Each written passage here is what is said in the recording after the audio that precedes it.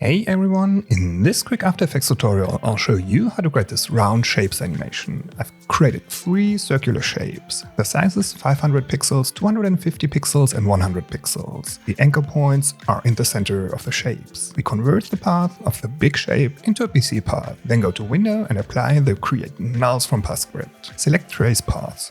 We move the anchor point of the medium shape to the top center and link it to the null object. We set its position to 0. Then we convert this path into a PC path as well. Apply the script again.